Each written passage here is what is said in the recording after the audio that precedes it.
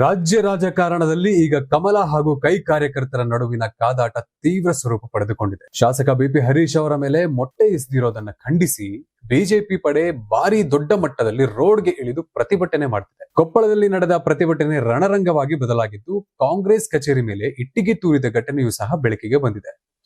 ಇದರ complete report ಇಲ್ಲಿದೆ ನೋಡಿ. ಹೌದು, ಶಾಸಕ ಬಿಪಿ ಹರೀಶ್ ಅವರ ಮೇಲಿನ ಮೊಟ್ಟೆ ದಾಳಿ ಹಾಗೂ ದೆಹಲಿಯಲ್ಲಿ ಪ್ರಧಾನಿ ಮೋದಿ ನಿವಾಸದ ಮುಂದೆ ಕಾಂಗ್ರೆಸ್ ನಡೆಸಿದ ಪ್ರತಿಭಟನೆಯನ್ನ ಖಂಡಿಸಿ ಬಿಜೆಪಿ ರಾಜ್ಯಾದ್ಯಂತ ಕಾಯಂ ಹೋರಾಟಕ್ಕಿಳಿದಿದೆ.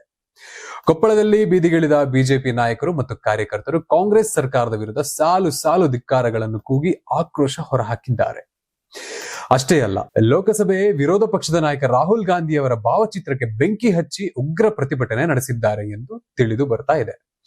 ಪ್ರತಿಭಟನೆ ಕಾವು ಪಡೆದುಕೊಳ್ಳುತ್ತಿದ್ದಂತೆ ಆಕ್ರೋಶಗೊಂಡ ಬಿಜೆಪಿ ನಾಯಕರು ನಗರದಲ್ಲಿರುವ ಕಾಂಗ್ರೆಸ್ ಕಚೇರಿಗೆ ಮುತ್ತಿಗೆ ಹಾಕಲು ನುಗ್ಗಿದ್ದರು. ಸ್ಥಳದಲ್ಲಿ ಪರಿಸ್ಥಿತಿ ಕೈಮೀರಿ ಹೋಗದಂತೆ ಮುಂಜಾಗ್ರತೆ ಕ್ರಮವಾಗಿ ಪೊಲೀಸರು ತಡೆಯೊಡ್ಡಿದರು.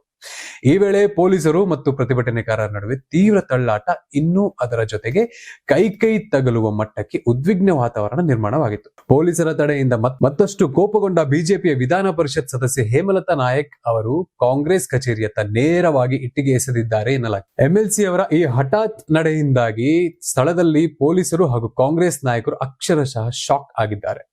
ಹೌದು, ಇಟ್ಟಿಗೆ ತೂರಾಟದ ಘಟನೆ ಬೆನ್ನಲ್ಲೇ ಕೊಪ್ಪಳದ ಕಾಂಗ್ರೆಸ್ ಕಚೇರಿ ಸುತ್ತಮುತ್ತ ತೀವ್ರ ಬಿಗುವಿನ ವಾತಾವರಣ ನಿರ್ಮಾಣವಾಗಿದೆ.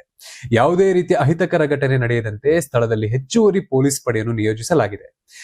ಶಾಸಕನ ಮೇಲಿನ ದಾಳಿಗೆ ಪ್ರತಿಯಾಗಿ ಆರಂಭವಾಗಿರುವ ಈ ಬೀದಿ ಕಾಳಗ ಈಗ ಎರಡೂ ಪಕ್ಷಗಳ ನಡುವೆ ಭಾರಿ ವಾಕ್ಸಮರಕ್ಕೆ ಕಾರಣವಾಗಿದೆ ಅಂತಾನೆ ಹೇಳಬಹುದು.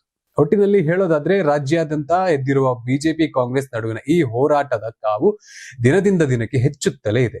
ಮುಂಬರುವ ದಿನಗಳಲ್ಲಿ ಈ ಪ್ರತಿಭಟನೆ ಎಲ್ಲಿಗೆ ಹೋಗಿ ನಿಲ್ಲುತ್ತೆ ಅಂತ ಕಾದು ನೋಡೋಣ.